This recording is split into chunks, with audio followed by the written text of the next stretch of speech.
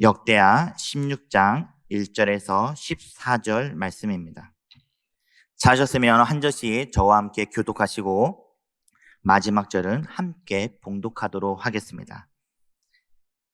제가 1절부터 읽도록 하겠습니다. 아사왕 제36년에 이스라엘 왕 바하사가 유다를 치러 올라와서 라마를 건축하여 사람을 유대 왕 아사에게 왕래하지 못하게 하려 한지라.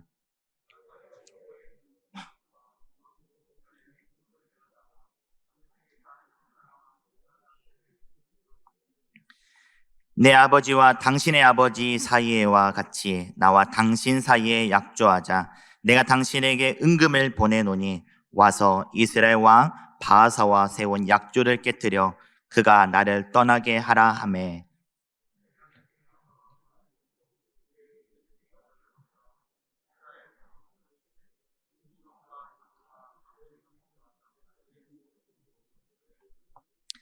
바하사가 듣고 라마 건축한 일을 포기하고 그 공사를 그친지라.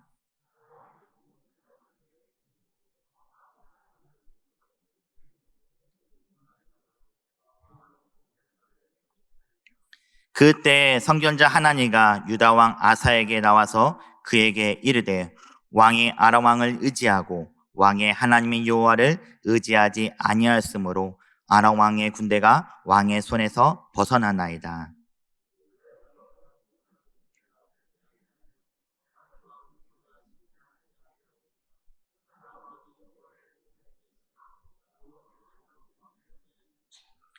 여호와의 눈은 온 땅을 두루 감찰하사 전심으로 자기에게 향하는 자들을 위하여 능력을 베푸시나니 이 일은 왕이 망령되이 행하였은즉 이후로부터는 왕에게 전쟁이 있으리다 하매.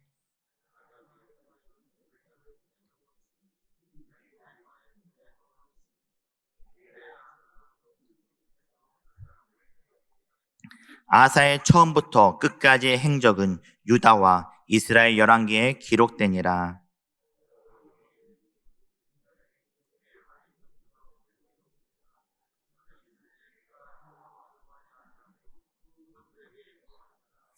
아사가 왕위에 있은 지 41년 후에 죽어 그의 조상들과 함께 누움에 다윗성에 자기를 위하여 파두었던 묘실에 무리가 장사하되 그의 시체를 법대로 만든 각양 향재료를 가득히 채운 상에 두고 또 그것을 위하여 많이 분향하였더라.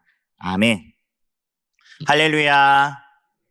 2부 예배를 드리기 위해 예배당에 나오시고 또 영상으로 예배 드리시는 우리 사랑하는 우리 꿈꾸는 교회 성도님들, 그 가정과 그 삶 가운데 하나님의 놀라운 은혜와 사랑이 가득한 삶이 되시길 주님 이름으로 간절히 축복합니다.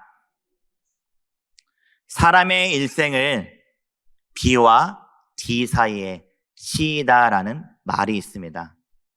제가 시골에서 영어를 배워서 발음이 조금 안 좋지만 B는 birth, 탄생, D는 death, 죽음, C는 choice, 선택을 의미합니다.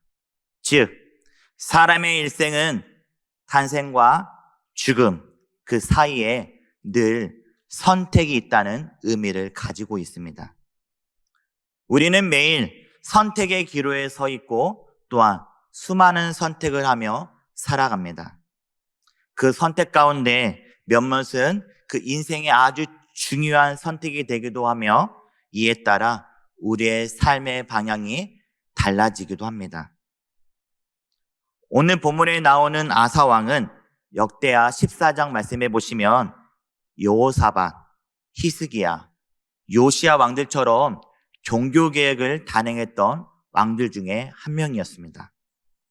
우상을 없애고 성전 제단을 다시 재건하였고요. 하나님 보시기에 성과 정의를 행하였던 왕이고요. 우상 숭배를 했던 그 태우를 폐하기까지 하면서 일평생 온전하고 하나님께 평안을 주었던 그런 왕이었습니다. 구스 사람 세라와 룻 사람의 군대가 100만 대군을 이끌고 유다를 침략하였을 때 아사왕은 세상의 권력과 군대를 의지하지 않고 하나님을 의지하며 기도하였습니다. 그리하여 그 전쟁에 승리하였습니다. 역대하 15장 1절 이하의 말씀해 보시면 선지자 아사랴가 세라왕의 그 전쟁에서 찾아와서 이사왕을 또한 책망했을 때 하나님의 말씀에 그는 귀 기울였고 또한 하나님의 말씀을 듣고 하나님 나라를 위하여 개혁했던 왕이었습니다. 그러던 아사왕이 수많은 인생의 선택의 앞에서 결국에는 어리석은 선택을 하였고요. 이 아사왕의 모습을 통하여 우리의 삶 속에서 어떠한 선택을 해야 할 것인가에 대해 함께 오늘 말씀을 통해 나누어 보고자 합니다. 먼저 아사왕은 세상의 지혜를 선택하였습니다. 오늘 1절 말씀해 보시면 아사왕이 재임한 지 36년이 되던 해에 이스라엘 왕 바하사가 유다를 치러 와서 라마를 건축하였습니다. 이스라엘의 바하사가 라마를 건축하는 이유는 당시 남유다와 북이스라엘이 나누어진 후에 한 가지 종교적 사건이 발생하였기 때문입니다. 역대하 11장에 보시면 북이스라엘에 있는 그 제사장과 레위 사람들이 모든 지방으로부터 남유다로 떠나게 되었습니다. 왜냐하면 이스라엘의 여로보암 왕이 여로보암 왕과 그 아들들이 그들의 직분을 해임하였기 때문입니다. 여로보암 왕은 남유다도로 가서 하나님을 섬기고 예배하는 그 일을 그만두기 위해서 이러한 일을 강행하였고요. 자기가 만든 우상을 만들어 자기가 직접 제사장을 세우는 일을 행하였습니다. 또한 일반 백성들 중에서도 하나님을 찾고자 하는 사람들이 생겨서 레위 사람들을 따라 성전이 있는 남유다, 예루살렘에 가서 예배를 드리기 위해 그들은 모였다고 합니다. 이러한 상황들이 반복되자 북이스라엘에서는 자신의 백성들이 더 이상 남유다로 내려가지 않기 위하여 막아야 했습니다. 나라의 결속력이 떨어질 수 있는 상황과 전쟁을 막고 나라를 보호하기 위해서 그리고 인구 유출을 막기 위해서 북이스라엘 바하사 왕은 라마를 건축하였습니다. 이때 그동안 하나님을 전적으로 의지했던 남유다 왕 아사 왕이 그의 인생에 있어서 너무나 큰 실수를 범하게 됩니다. 오늘 본문 2절 말씀해 보시면 성전과 왕국 곳간에 있는 은금을 내어다가 이웃나라 아람 왕에게 라마를 건축하고 있는 북이스라엘부터 보호해달라고 도움을 요청하고 있습니다. 그 결과 아람 왕 베나닷은 뇌물을 받고 북이스라엘 성들을 치게 되고 북이스라엘 왕 바하사 왕은 라마 건축을 결국에는 중단하게 되었다고 오늘 본문 5절 말씀에 기록되어 있습니다. 오늘 이 말씀은 우리에게 무엇을 말하고 있을까요?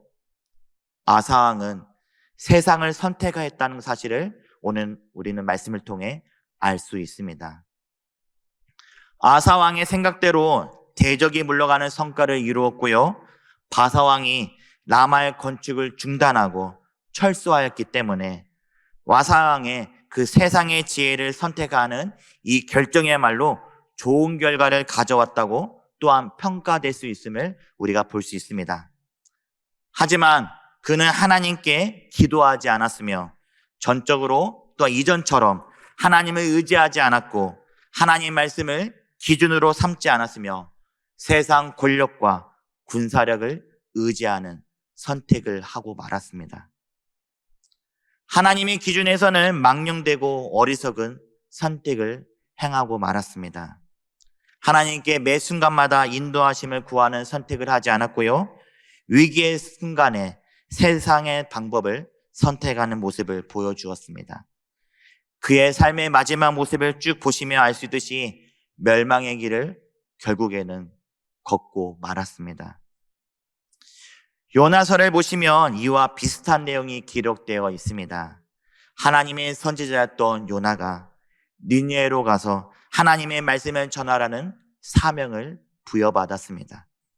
그런데 요나는 어떻게 행동했습니까? 하나님을 피하려고 다시스로 도망가기 위해 욥바로 내려갔고요.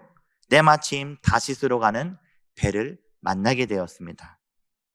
어떻게 보면 하나님께서 요나를 위해 배를 준비해 놓은 것처럼 우리가 생각할 수가 있습니다. 요나의 선택과 결정은 완벽한 성공처럼 보일 수 있습니다. 하지만 성경에 보면 여호와께서 큰 바람을 바다 위에 내리심에 바다 가운데서 큰 풍랑을 만나 배가 거의 깨지게 되었다고 성경은 우리에게 말하고 있습니다. 요나가 선택한 길은 좋은 길, 좋은 선택인 것처럼 보이지만 그 길은 잘못된 길, 어리석은 길이었음을 우리가 알 수 있습니다. 사랑하는 꿈꾸는 교회 성도인 여러분, 우리에게 주어진 그 상황 속에서 자신의 판단대로 세상의 방법을 선택할 때에는 우리에게 잠시, 아주 잠깐 동안의 유익을 가져다 줄 수 있습니다. 하지만 하나님의 말씀을 잊어버리고 세상의 지혜를 선택하는 길은 시간이 지나고 보면 가장 어리석은 길이고 멸망의 길임을 우리는 기억해야 합니다. 그러므로 삶이 힘들고 어려운 상황에 우리가 혹여나 있을지라도 세상의 지혜를 선택하는 것이 아니라 기도로 하나님께 아뢰고 하나님의 그 말씀을 기준으로 삼아 선택하시길 바랍니다. 둘째, 아사왕은 어리석은 선택을 계속 쭉 이어왔습니다. 오늘 본문 7절 이하의 말씀에 보시면 망령된 길을 걸어가고 있는 아사왕에게 하나님의 선견자 하나니를 보내어 책망하셨습니다. 유다 땅에 전쟁이 있을 것이라고 경고를 하였을 때 아사왕은 선견자 하나냐의 그 말을 들어야 했지만 듣지 않고 오히려 크게 분노하였습니다. 아사왕이 두 번째로 어리석은 길을 선택하는 모습을 오늘 말씀 10절 말씀에서 우리는 볼 수 있습니다. 야고보서 1장 15절 말씀해 보시면 욕심이 잉태한즉 죄를 낳는다는 그 말씀처럼 아사왕의 그 불순종은 또 다른 불순종의 죄를 낳았고요, 어리석음은 또 다른 어리석은 죄를 낳은 것을 우리가 말씀을 통해 알 수 있습니다. 아사왕은 하나니를 옥에 가두는 죄를 범하고 말았습니다. 왜 아사왕이 선견자의 말을 듣지 않고 그를 학대하고 옥에 가두는 선택을 행하였을까요? 아마도 자신의 선택과 결정이 옳은 것이라고 생각하였기 때문입니다. 더 나아가서 자신의 눈앞에 보이는 그 성과에 만족하는 교만함이 그에게 있었기 때문입니다. 이전에 하나님의 말씀에 귀 기울이고 하나님의 말씀에 순종했던 그 아사왕이 변하게 되었습니다. 그는 하나님의 말씀 앞에서 겸손하고 또한 하나님 앞에 순종했던 사람이 아니라 시간이 지나면서 교만한 사람이 되고 말았습니다. 성경은 교만은 패망의 길을 걸어가게 된다고 우리에게 말씀하고 있습니다. 교만은 하나님이 주체가 되는 것이 아니라 자신의 주체가 되게 만듭니다. 그래서 하나님의 말씀을 들어야 할 때 듣지 않고 자신의 지혜와 능력을 의지하게 만듭니다. 또한 아사왕은 하나님께서 지난날 베풀어 주신 은혜를 잊어버렸습니다. 옛말에 배은망덕이란 말이 있습니다. 이는 은혜를 저버리고 배반하는 것을 책망한다는 그런 말을 가지고 있습니다. 지혜로운 사람은 받은 은혜를 감사하며 살아갑니다. 하지만 어리석은 사람은 그 은혜를 잃어버리면서 이 세상을 살아갑니다. 출애굽한 이스라엘 백성들이 하나님께 베풀어 주신 그 은혜를 감사하며 살아갈 때는 하나님께 소곱치며 노래하며 감사하며 하나님께 늘 감사하며 살았습니다. 그러나 하나님께서 베풀어 주신 은혜를 잊어버렸을 때는 서로 원망하며 서로 싸우며 살았습니다. 이스라엘 백성들의 모습을 보며 은혜를 잊어버렸을 때 모습과 비슷한 모습을 우리 삶 가운데 종종 볼 수 있습니다. 그리고 아사왕은 신앙이 변질되어 어리석은 선택을 하는 사람이 되었습니다. 하나님만 의지하고 뜨겁게 기도하며 하나님을 의지하며 헌신하며 살았던 아사왕이 그 마음이 변질되어 세상의 마음을 빼앗겨 살게 되었고 인본주의 신앙으로 그는 살아가게 되었습니다. 부임의 첫 시절 아사왕은 어머니가 우상을 섬겼던 그 모습을 보고 태후의 자리를 폐하였습니다. 그의 신앙은 점점점 변질되었고 하나님 말씀에 귀를 기울인 게 아니라 귀를 막았을 뿐만 아니라 교만해지면서 하나님을 의지하지 않았고 세상의 권력과 군대를 의지하는 삶을 선택하였습니다. 사람을 의지하면서 자신의 능력과 의지를 선택하게 된 것입니다. 그 결과 그는 하나님을 떠나게 되었고 몰락하게 되었습니다. 이러한 아사왕의 모습과 정반대의 길을 걸어갔던 성경에 한 인물이 있습니다. 사무엘하 12장 말씀해 보시면 다윗 왕이 자신의 정력을 채우기 위하여 우리야 아내 밧세바를 동침하게 됩니다.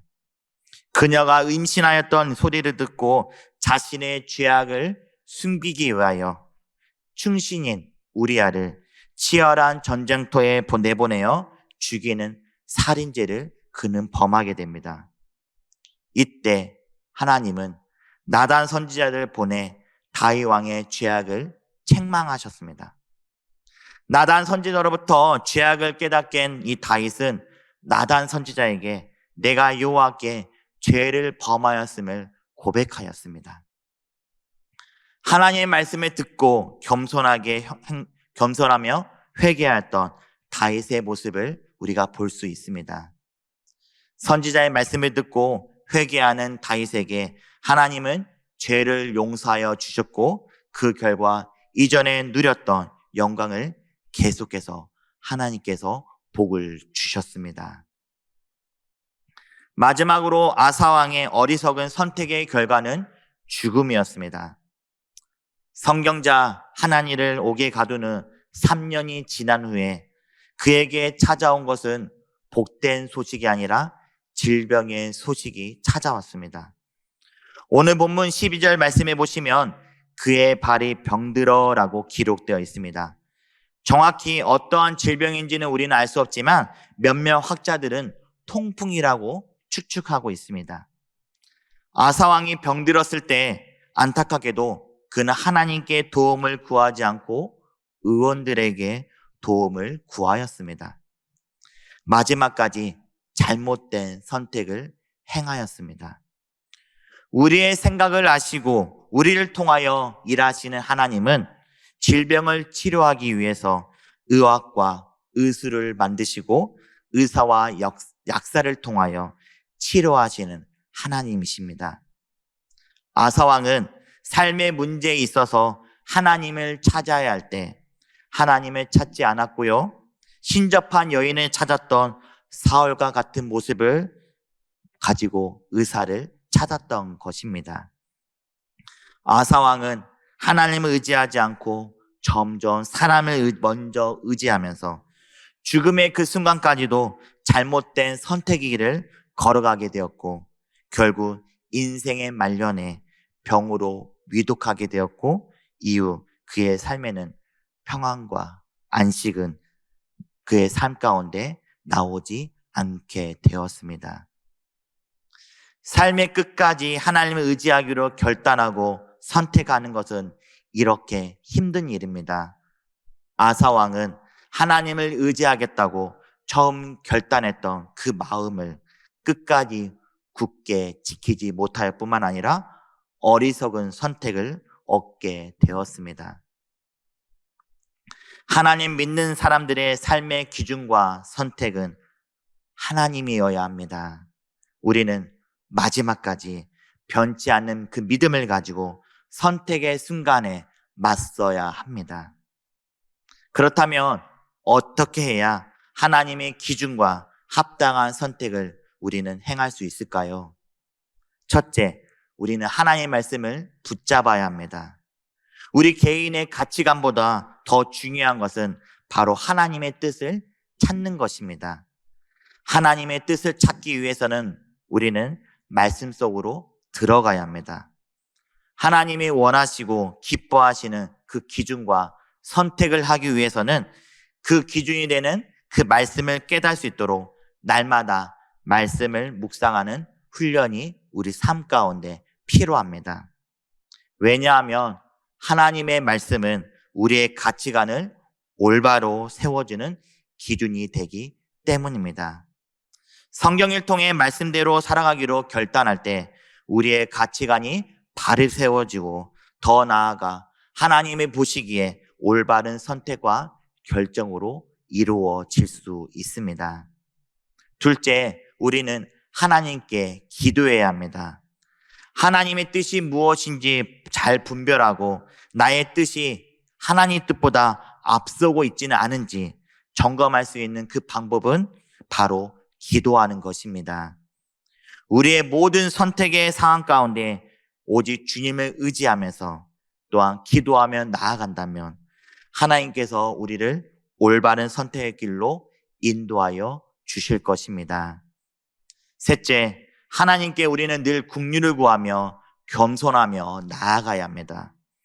우리는 처음에는 하나님을 의지하고 하나님의 우선순위를 두었던 그 아사왕의 모습을 보면서 우리의 삶도 시간이 지날수록 변할 수 있습니다. 그러므로 우리에게는 두려움과 떨림이 필요합니다. 선택에는 전적인 하나님의 긍휼하심과 겸손이 필요하다는 사실을 우리는 인정해야 합니다. 아사왕을 반면교사로 삼아 시작과 끝이 똑같도록 언제든지 아름답도록 하루하루 겸손하게 믿음의 길을 걸어가시길 소망합니다. 이은규 선교사님의 내려놓음 책에 기록되어 있는 내용을 제가 읽도록 하겠습니다. 1980년도 후반은 시국의 급박성, 이념 갈등이 삶을 짓누렸던 시기였다. 주위 사람들은 자유를 위해 농성 현장으로 나갔고 그런 상황에서 기독 학생들은 자신이 기독교인임을 떳떳이 드러내지 못했다. 지금 돌이켜보니 내가 신앙을 부끄러워한 근본적인 이유는 학내 술 집단으로부터 따돌림 당하는 것에 대한 두려움 때문이었다. 대학에 입학하면서 술을 마시게 된 것도 같은 이유에서였다. 그렇게 세상을 의식하면서 살던 나를 일깨운 사건이 있었다. 학과의 공식 술자리에서 소주를 몇 잔 마시고 유행가 한 곡을 흥얼거리면서 집으로 가고 있었다. 문득 나의 걸음걸이가 흔들리고 있고 다음날 주일학교 공과 공부를 인도할 준비가 되어 있지 않다는 것을 생각났다. 그리고 아이들의 모습이 떠올랐는데 그들 앞에 선 내 모습이 무척 부끄러웠다.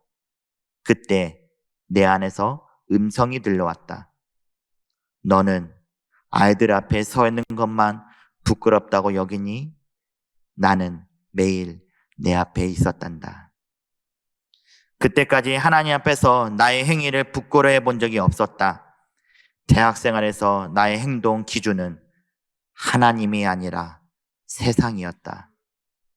하지만 그날 밤 나는 그리스도를 선택한 순간 내가 세상과 충돌하기로 선택한 것임을 깨달았다. 세상에 한 발을 딛고 있으면 하나님의 빛 안으로 들어갈 수 없다는 것이 내게는 자명한 진리가 되었다.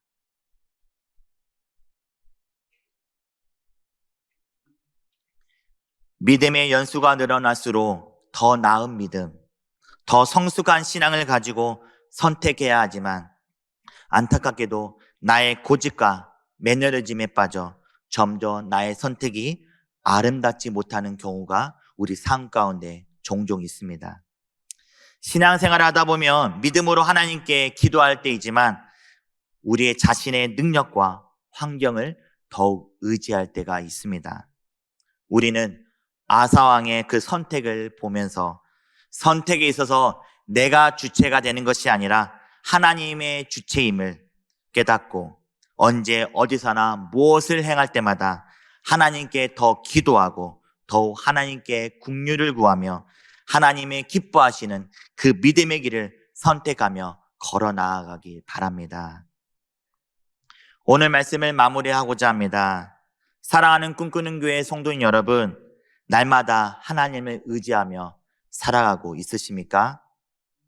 내 안에 계신 하나님과 친밀한 교제, 날마다 하나님께 구하며 살아가고 있으십니까? 생과 사를 주관하신 그 하나님을 배제하거나 너무나 당연하게 내 스스로 선택하면서 주체가 된 적은 없으신지, 또한 주체가 된 삶을 살아가고 있지는 않습니까? 지금 이 시간 하나님 앞에 회개하며 매 순간마다 내 안에 계신 하나님께 아뢰고 주님의 말씀과 동행하며 살아가기를 선택하길 원합니다. 언제 어디서나 무슨 일을 하든지 우리의 시선을 하나님께 두시길 바랍니다. 아무리 힘들고 어려워도 세상의 것을 선택하는 것이 아니라 하나님의 말씀을 기준으로 삼아 하나님이 기뻐하시는 삶을 선택하며 나아가는 우리 사랑하는 꿈꾸는 교회 성도인들 그 삶을 되시길 주님의 이름으로 간절히 축복합니다.